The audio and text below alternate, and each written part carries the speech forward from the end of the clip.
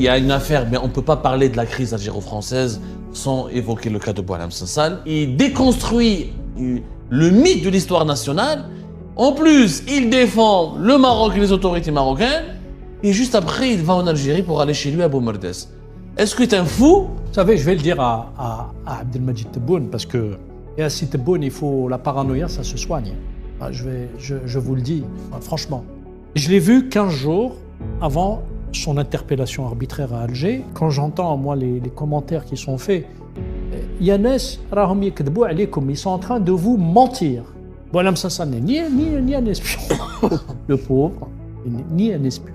C'est quelqu'un de foncièrement gentil, c'est quelqu'un qui a une naïveté extraordinaire, c'est un artiste, c'est un écrivain, c'est un romancier qui se mêle de politique. Je lui dis, ne rentre plus dans ce pays. Il vous a dit quoi? Et il m'a dit, mais non, même je risque rien, on me prend pour un fou là-bas, de toute façon mes opinions, ça n'intéresse personne, etc. On va m'emmener en prison parce que je vais dire, le système colonial a décidé que l'Algérie, qui était une terre de colonisation de peuplement, pour la France, était la part la plus importante en Afrique du Nord que la France s'est construite. Quelqu'un va dire que c'est faux. Il y a une affaire, mais on ne peut pas parler de la crise algéro-française sans évoquer le cas de Boualem Sansal. Voilà. Ah merci, c'est important. C'est quand même l'un des axes majeurs de cette crise, même s'il n'est pas à l'origine de la crise, il est quand même devenu l'un des principaux épisodes de ce feuilleton qui apparemment risque de durer. On en parlera à la fin de l'émission. Pourquoi? Est-ce que vous l'avez connu, Boualem Sansal? Est-ce que vous pouvez nous parler de Boualem Sansal? Il y a une question très simple, Mohamed. J'espère, je sais que vous allez me répondre franchement. Est-ce que Boualem Sansal est un fou? Parce que je dis la vérité, comment quelqu'un qui, quelques semaines avant, fait une telle critique contre l'Algérie, critique contre les autorités algériennes, et qui dit, il déconstruit le mythe de l'histoire nationale, en plus, il défend le Maroc et les autorités marocaines, et juste après, il va en Algérie pour aller chez lui à Boumerdes. Est-ce que tu es un fou? Ou comme le laisse entendre Abdelmajid Tebboune dans l'interview de l'opinion, il serait un agent double en mission, parce qu'il a dîné avant avec Xavier Driancourt et qu'il aurait eu le projet de revoir Bruno Retailleau. Franchement, qu'est-ce qui a poussé Boualem Sansal à aller en Algérie? Et comment il est Boualem Sansal, honnêtement, sur le plan humain? Est-ce que c'est quelqu'un de raisonnable? Vous savez, je vais le dire à Abdelmajid Tebboune, parce que pour moi, ce n'est pas un président, il n'a pas été élu, il a été... Et à Tebboune, il faut la paranoïa, ça se soigne. Je vous le dis, franchement. Franchement, la paranoïa, ça se soigne. Quand on est paranoïaque à ce point, c'est que ça devient pathologique. Chauffe.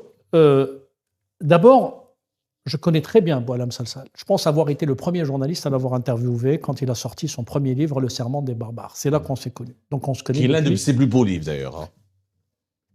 On se connaît depuis 26 ans.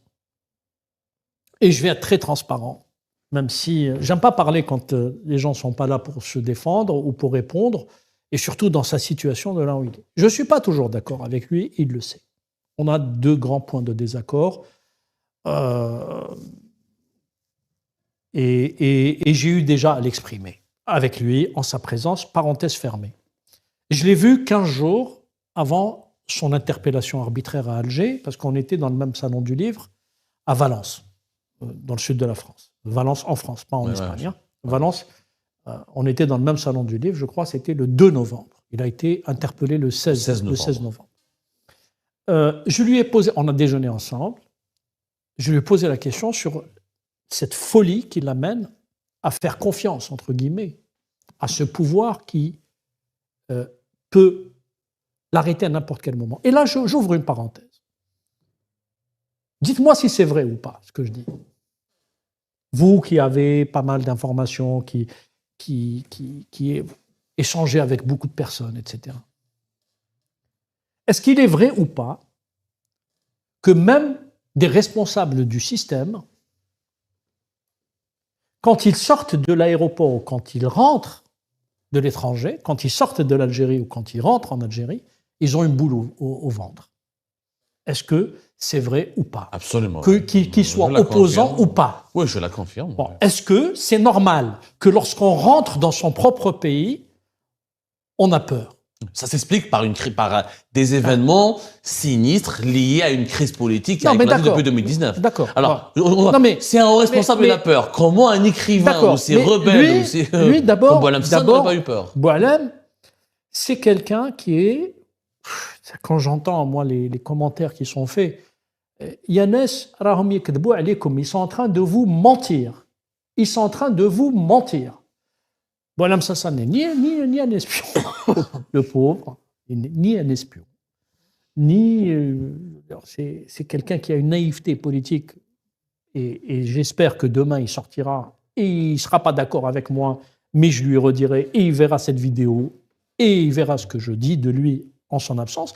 C'est quelqu'un de foncièrement gentil, c'est quelqu'un qui a une naïveté extraordinaire, c'est un artiste, c'est un écrivain, c'est un romancier qui se mêle de politique. J'ai eu énormément de discussions à ce titre. Moi, je prends mon exemple. Un jour, j'ai compris qu'en Algérie, je risquais ou la mort ou la prison et que de toute façon, je risquais de ne jamais être libre ou de vivre avec la peur.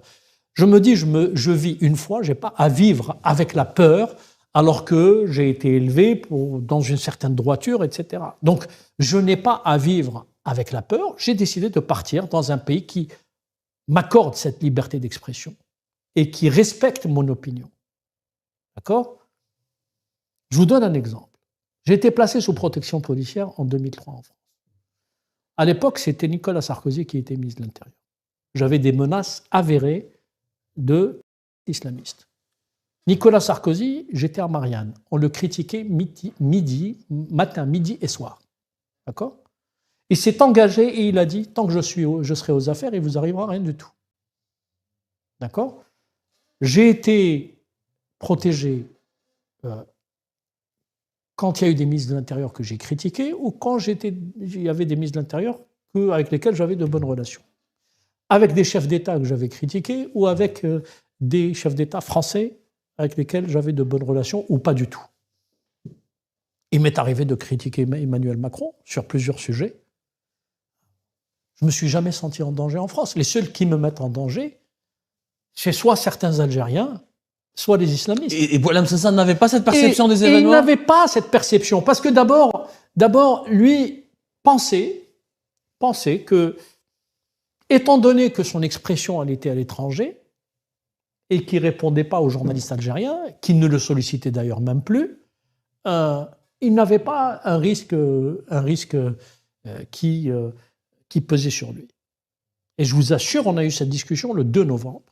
C'est quelqu'un qui, d'une certaine façon, et je vais vous dire, c'est pour ça qu'ils pour moi, c'est des voyous, ils sont indignes de confiance. Un homme de 75 ans qui fait confiance à son pays. Il dit, qu'est-ce qu'il dit, Boualem Sansal ? J'exprime une opinion avec laquelle la majorité est en désaccord, mais c'est mon pays, je rentre, et c'est mon pays, je rentre. Voilà. Même si j'ai aujourd'hui une deuxième nationalité. Est-ce que vous lui reconnaissez une certaine radicalité qui pourrait choquer et offusquer ?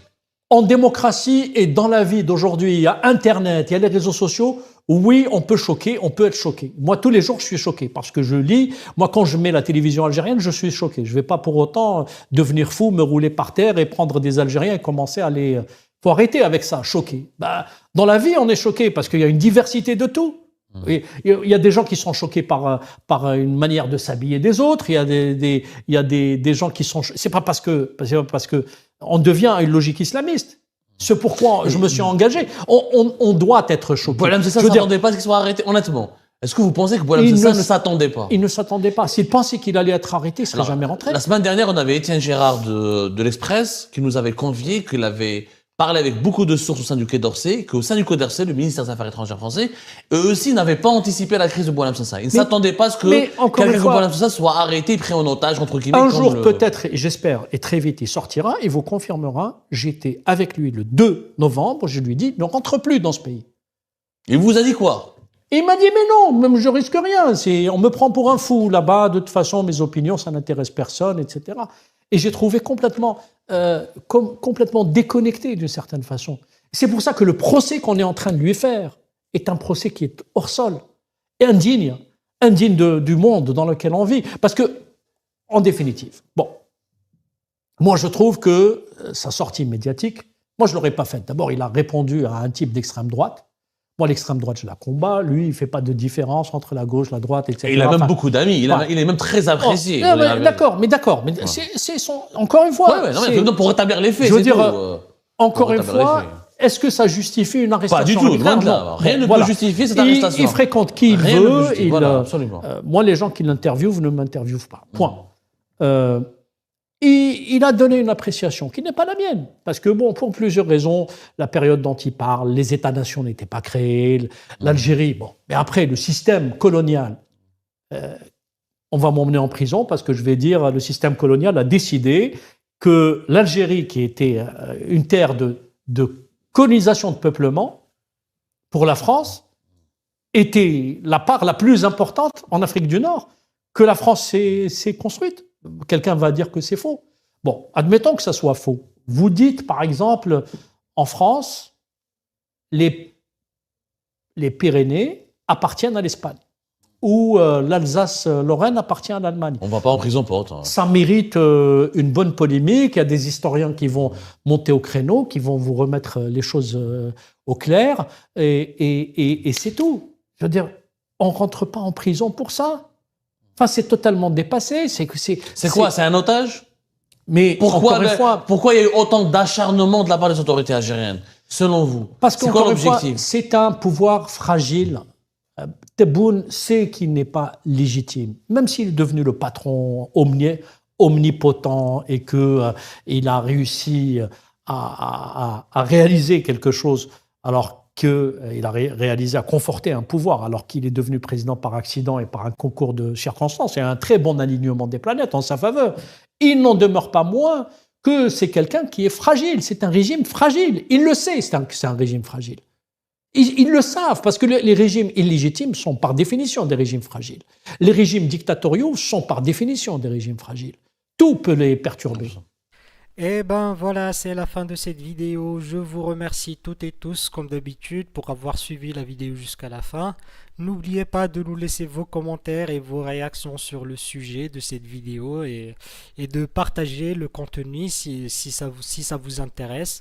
Et je tiens toujours à remercier nos abonnés et les personnes qui réagissent de façon régulière sur nos vidéos et qui nous suivent et qui nous laissent des commentaires. Donc merci beaucoup pour votre dynamisme et pour votre sens de partage et de discussion.